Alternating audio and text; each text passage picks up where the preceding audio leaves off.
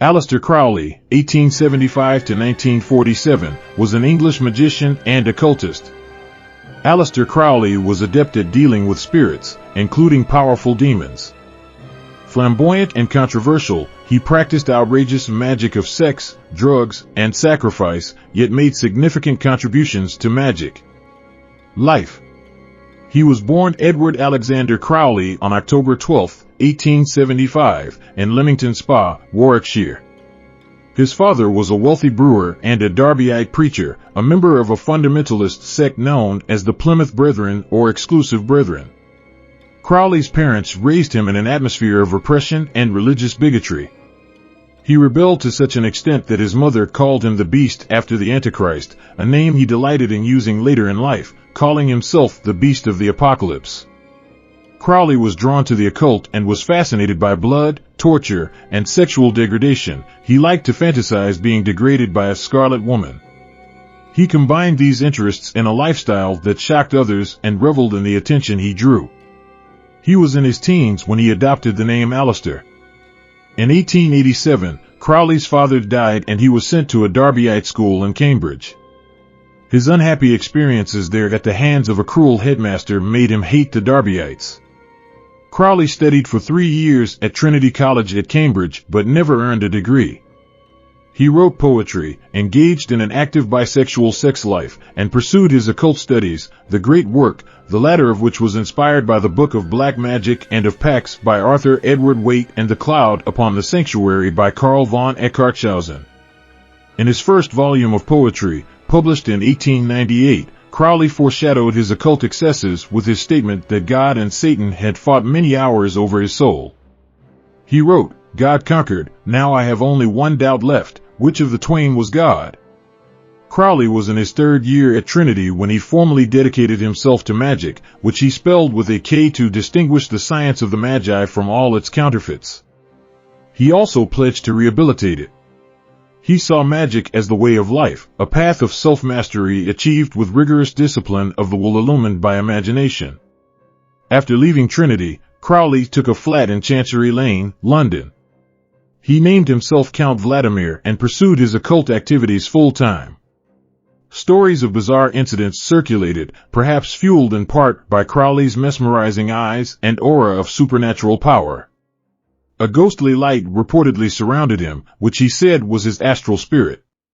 One of his flat neighbors claimed to be hurled downstairs by a malevolent force, and visitors said they experienced dizzy spells while climbing the stairs or felt an overwhelming evil presence. In 1898, Crowley went to Zermatt, Switzerland, for mountain climbing. He met Julian Baker, an English occultist, who in turn introduced Crowley back in London to George Cecil Jones, a member of the Hermetic Order of the Golden Dawn. At Jones' invitation, Crowley was initiated into the order on November 18, 1898. He took the magical motto Frater Perderabo, I will persevere. He used other names, among them Megatherion, the great wild beast, which he used when he later attained the rank of Magus. Crowley was already skilled in magic when he joined the Golden Dawn, and its first order bored him. He received instruction from Alan Bennett, whom he met in 1899, and Samuel Liddell MacGregor Mathers, one of the founders of the Golden Dawn. Mathers taught Crowley Abramelin magic from an old manuscript, The Sacred Magic of Abramelin the Mage, which Mathers had translated. Mathers believed the manuscript was bewitched and inhabited by an entity. The magic prescribed a rigorous 6-month program conducted in complete withdrawal from the world, after which the initiate would make talismans that would draw money, great sexual allure, and an army of phantom soldiers to serve at his disposal. Crowley intended to undergo this rite beginning at Easter 1900, at Boleskine Manor, his house in Scotland. His plans were disrupted by internal fighting in the Golden Dawn that led to Crowley's expulsion from the order in 1900. He retaliated by publishing secret ritual material. From 1900 to 1903, Crowley traveled extensively, visiting the Far East and delving deeper into Eastern mysticism. In 1903, he married Rose Kelly, the first of his 2 wives. Kelly bore him 1 child, a daughter, Lola Zaza. Their honeymoon lasted several months. In 1904, they were in Cairo, where Crowley was attempting to conjure sylphs, the elementals of the air. While in Egypt, Crowley engaged in his most significant entity contact with Aiwass, described later. The contact influenced his life and work to usher in the Aeon of Horus. Crowley had a prodigious sexual appetite and had numerous mistresses, some of whom he called scarlet women and some of whom bore him illegitimate children. He was fond of giving his women serpent kisses, using his sharpened teeth to draw blood. He branded some of his women and eventually abandoned all of them to drugs, alcohol, or the streets. Crowley tried unsuccessfully to beget a magical child. He fictionalized these efforts in his novel Moonchild, 1929.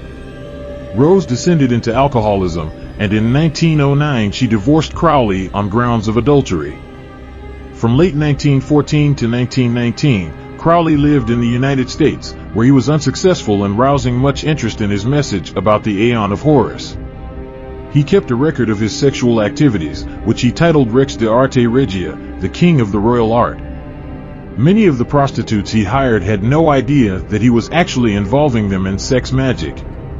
He and his scarlet woman of the moment, Roddy Minor, performed sex magic and drug rituals. By then he was addicted to heroin, for the purpose of communicating with an entity, perhaps a demon, whom Crowley called the wizard Amalantra, who existed on the astral plane. In 1916, Crowley initiated himself into the rank of Magus in a bizarre black magic rite in which he crucified a frog. In 1918, Crowley met Leah Hersid, a New York schoolteacher, who became his most famous scarlet woman. He called her the Ape of Thoth. They decided to found the Abbey of Thelema, a monastic community of men and women who would promulgate the Book of the Law, perform magic, and be sexually free. In 1920, Crowley found an old abbey in Cefalu, Sicily, which he took over and renamed the Sacred Abbey of the Thelemic Mysteries. It served as the site for numerous sexual orgies and magical rites, many attended by his illegitimate children. Leah bore a daughter, and Leah, who died in childhood. In 1921, Crowley decided that he had attained the magical rank of Ipsissimus, equal to God. But in 1923, he was forced out of the abbey after a scandal involving the death of a follower, Raoul Loveday. In 1929, Crowley married his second wife, Maria Ferrari de Miramar, in Leipzig. Her reputed magical powers led him to name her the High Priestess of Voodoo. They separated in less than a year when Crowley took up with a 19-year-old woman. Maria entered a mental institution, enabling Crowley to divorce her. Entity contacts. Aiwass. On March 18, 1904, Rose suddenly began trance-channeling, receiving communications from the astral plane that the Egyptian god Horus was waiting for Crowley. The communicating messenger, Aiwass, was an imposing entity described by Rose as an emissary for the Egyptian trinity of Horus, Osiris, and Isis. Crowley considered Aiwass to be his holy guardian angel, or divine higher self, acting as intermediary for higher beings such as the secret chiefs, superhuman adepts of the Golden Dawn. Occultists have debated whether Aiwass was an entity in its own right, or part of Crowley himself. For Crowley, the holy guardian angel was a discrete entity and not a dissociated part of his own personality.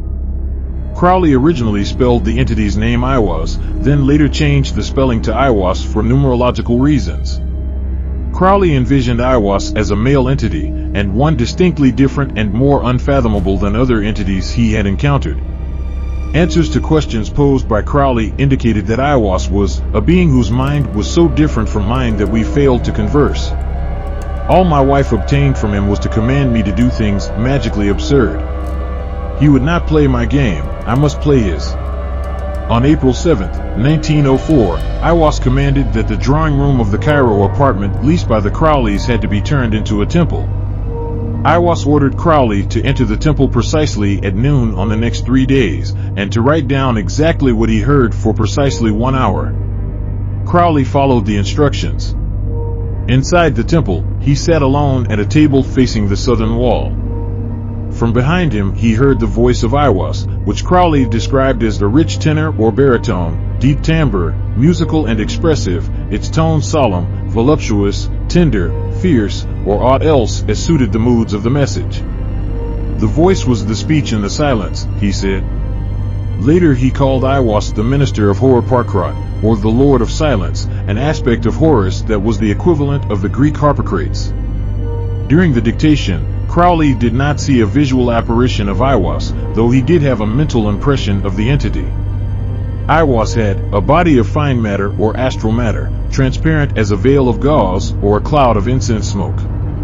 He seemed to be a tall, dark man in his 30s, well-knit, active and strong, with the face of a savage king, and eyes veiled lest their gaze should destroy what they saw. Further, Aiwass seemed dressed in the garb of an Assyrian or Persian. Crowley took Aiwass' dictation for 3 hours on April 8th to 10th, scribbling in longhand to keep pace with the voice. The sessions lasted exactly 1 hour each. The 65 pages of handwritten material composed the Liber Legis, or the Book of the Law, which Crowley saw as the herald of the new Aeon or a new religion. Each chapter carried the voice of an Egyptian deity, Nut, the goddess of the heavens, and 2 aspects of Horus, Hakatit, a solar aspect, and Are-Hora-Quit, or Horus of the 2 horizons. For years, Crowley remained in awe of Aiwass. In the Equinox of the Gods, he acknowledged that he never fully understood the nature of Aiwass. He alternately called the entity a god or demon or devil, a preterhuman intelligence, a minister or messenger of other gods, his own guardian angel, and his own subconscious, the last he rejected in favor of the holy guardian angel. Crowley also said he was permitted from time to see Aiwass in a physical appearance, inhabiting a human body, as much a material man as Crowley was himself. C. S. Jones, who ran the Vancouver, British Columbia, Lodge of the Ordo Templi Orientis, said he underwent a series of magical initiations that revealed to him that Aiwass was in truth an evil demon and the enemy of humanity. Others considered Jones to have become mad. The Book of the Law became Crowley's most important work. Central to it is the law of Thelema, do what thou wilt shall be the whole of the law. The law has been misinterpreted to mean doing as one pleases. According to Crowley, it means that one does what one must and nothing else. Perfect magic is the complete and total alignment of the will with universal will, or cosmic forces. When one surrenders to that alignment, one becomes a perfect channel for the flow of cosmic forces. Besides the law of Thelema, the book holds that every person is sovereign and shall be self-fulfilled in the Aeon. Every man and every woman is a star, it states. However, the Aeon of Horus would be preceded by an era of great violence, aggression, and fire. Aiwass told Crowley that he had been selected by the secret chiefs, the master adepts behind the Golden Dawn, to be the prophet for the coming Aeon of Horus, the 3rd great age of humanity. Crowley genuinely believed that the Aeon of Horus would spread around the world as a new religion, Crowleyanity, and replace all other religions. The Book of the Law remained a focus of Crowley's life for the rest of his years. Crowley insisted that he never understood all of what was dictated. However, the style is comparable to that of some of his other writings, suggesting that the material may have originated in his subconscious.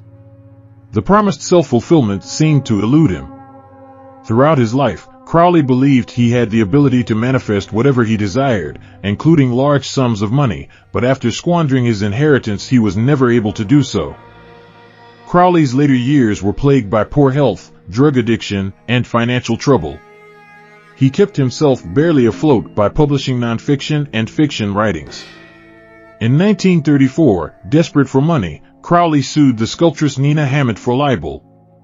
Hammett had stated in her biography, Laughing Torso, 1932, that Crowley practiced black magic and indulged in human sacrifice. The English judge, jury, spectators, and press were repulsed by the testimony in the trial. The judge stated he had never heard such dreadful, horrible, blasphemous, and abominable stuff. The jury stopped the trial and found in favor of Hammett. In 1945, Crowley moved to Netherwood, a boarding house in Hastings, where he lived the last 2 years of his life, asthmatic, dissipated, and bored, consuming large amounts of heroin. He died of cardiac degeneration and severe bronchitis on December 1, 1947. He was cremated in Brighton. At his funeral, a Gnostic Mass was performed and his hymn to Pan was read. His ashes were sent to followers in the United States.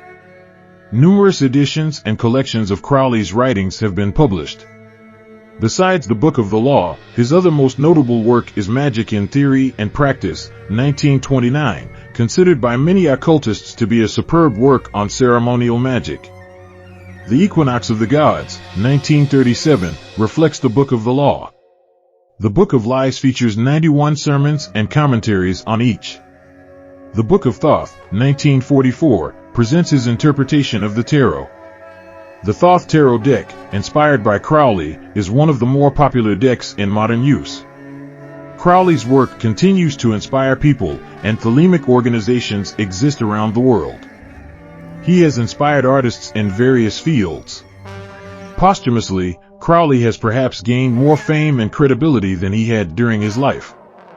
He remains controversial to the extreme, vilified as a satanic occultist and praised as a brilliant magician. Vampire demons. After returning home to Scotland, Crowley informed the Golden Dawn that he was its new head, but he received no reply. He then determined that Mathers had launched a psychic attack against him, and he responded by summoning Beelzebub and his demons to attack in retaliation. Mathers had prepared himself for 6 months with magical procedures and rites in order to create a vampiric thought-form demon by channeling the power of Mars, the planet of war and aggression. Mathers entered a trance state and concentrated his will into the psychic vampire, which rose up from his solar plexus. He ordered it to attack Crowley. However, he committed a grievous error in doing the sending himself. In magic, apprentices are often used to do the sending, for if anything goes amiss and the magic boomerangs back, it will be the apprentice who suffers and not the master magician. Crowley, who was of superior magical skill, took the thought form, made it nastier, and sent it back to attack Mathers. This warfare supposedly went on for years and was chronicled by journalists around the world. Mathers' health declined as the attacks continued. When Mathers died in 1918, his widow, Moina, blamed his death on Crowley's psychic vampirism. Prior to his death, Mathers once described the awful nature of the thought-form vampire demon. Only the upper portions of its body were visible when it would appear. Obviously female, it had narrow breasts protruding through some kind of dark raiment. Below the waist nothing existed. The curious eyes were deep-socketed and glowed faintly with an intense coral-colored luminosity. The head was flat, set low between white, blubbery shoulders, as though it were cut off just below those fearful eyes. Like tiny useless flippers, the arms seemed almost vestigial. They were like unformed limbs, still in the fetal stage. But the thing didn't need arms. Its terrifying weapon was an extraordinarily long, coated gray tongue. Tube-like and hollow, it bore a small orbicular hole at its tip, and that lascivious tongue kept darting snake-like in and out of a circular, lipless mouth. Always trying to catch me off guard, it would suddenly strike at me, like a greedy missile, attempting to suck out my auric vitality. Perhaps the being's most terrifying feature was its absolutely loathsome habit of trying to cuddle up like a purring cat, rubbing its half-materialized form against me, all the while alert, hoping to find a gap in my defenses. And when it was sometimes successful, I was not always prepared nor strong enough to maintain the magical barriers. It would pierce my aura with that wicked tongue right down to my naked skin, causing a most painful sensation. This was followed by a total innervation of my body and spirit for a week or more. A listless, dread experience. Individuals who knew Crowley believed him to be quite capable of creating such a demon. Corinzin. In 1909, after his divorce from Rose, Crowley began a homosexual relationship with the poet Victor Neuburg, who became his assistant in magic.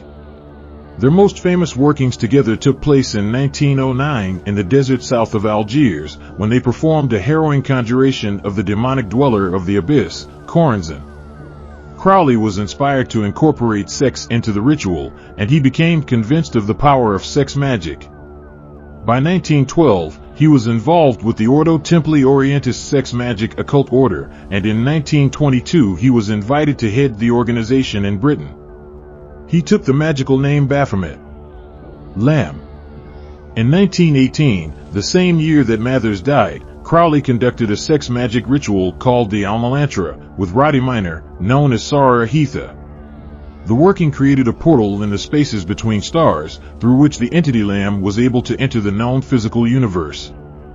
Since then, other entities are believed to enter through this widening portal, and to be the basis for numerous contact experiences with UFOs and extraterrestrials. One of the revelations of the working was the symbolism of the egg. Crowley and Sarahitha were told, "It's all in the egg." Crowley believed Lamb to be the soul of a dead Tibetan Lama from Lang, between China and Tibet. Lamb is Tibetan four-way or path, which Crowley said had the numerical value of 71, or no thing, a gateway to the void and a link between the star systems of Sirius and Andromeda. Lamb was to fulfill the work initiated by Aiwass. Crowley drew a portrait of Lamb and said that gazing on the portrait enables one to make contact with the entity. Some consider Lamb to be a demon and the portal to be one accessed by other demons. Crowley, Aleister, 1875 to 1947. British magician Aleister Crowley was an occultist, a person who believes in and studies the influences of supernatural powers, who wrote extensively on the occult. Many of his beliefs and theories relating to the practice of magic remain influential among modern occultists, witches, and sorcerers. For example, Crowley expanded on existing ideas to develop the belief that a magician's personal will and imagination can be heightened and focused through certain rituals, then used to access and direct natural forces in order to create magic. His many writings on this subject led others to increasingly emphasize the importance of the magician's will and personal spirituality as opposed to external forces and the casting of spells. Crowley's books include Magic in Theory and Practice, 1929, The Confessions, 1930, The Equinox of the Gods, 1937, and The Book of Thoth, 1944. He published the Book of Thoth with a deck of tarot cards, whose use he explained in his book. Today this deck, which Crowley designed in collaboration with Lady Frida Harris, remains the most widely used among occultists. Crowley also practiced satanic rituals in an attempt to summon demons. According to one story, he spent over 6 months engaged in such pursuits, and during this time period many of the people in his life died, disappeared, or otherwise suffered serious misfortune. In addition, he claimed to have received a lengthy message from the spirit world, which he said had been dictated to him by a spirit named Aiwass. The resulting 3-chapter manuscript, which Crowley published as Liber Legis, or the Book of Law, prophesied that a new era would soon ensue, a time when orthodox religions and traditional codes of morality would fall out of favor. Between 1909 and 1920, Crowley was involved with a number of occult societies, and in 1920 he established his own center dedicated to the study and practice of magic. This center, the Abbey of Thelema, is located in Sicily and became the target of heavy criticism after Crowley revealed that he and his followers engaged in satanic rituals, drug use, and other activities that the Italian public considered abhorrent. As a result, he was forced out of Italy in 1923, whereupon he became the international head of an occult order known as the Ordo Templi Orientis and settled in France. In 1929, after the French government expelled him from France for his occult activities, Crowley abandoned the Ordo Templi Orientis. Shortly thereafter, he became embroiled in a lawsuit against an artist, Nina Hamnet, whom he claimed had libeled him in her memoir, Laughing Torso, 1932, by calling him a practitioner of black magic. Not only did Crowley lose the lawsuit in 1934, but when the details of his life became public during the trial, he faced renewed condemnation in the media. Moreover, his legal expenses bankrupted him. Although he continued to lecture, write, and publish books, he never again regained his financial footing. In 1947, Crowley died in poverty in a British boarding house. See also, Occultism, Tarot Cards. Further reading. Crowley, Aleister. The Holy Books of Thelema. York Beach, me, Samuel Weiser, 1983. Magic in Theory and Practice. 1929. Reprint, New York, Dover, 1976. Hillier, Vincent. Vampires. Los Baños, California, Loose Change, 1988. King, Francis. Megatherion, The Magical World of Aleister Crowley. London, Creation Books, 2004. Michelson, Scott, Edition Portable Darkness, an Aleister Crowley Reader. New York, Harmony Books, 1989. Stevenson, P. R., and Rigardi, Israel. The Legend of Aleister Crowley. St. Paul, Llewellyn Publications, 1970. Sutton, Lawrence. Do What Thou Wilt, A Life of Aleister Crowley. New York, St. Martin's Griffin, 2000. Simons, John, and Kenneth Grant, eds. The Confessions of Aleister Crowley, an Autobiography. London, Routledge and Kegan Paul, 1979.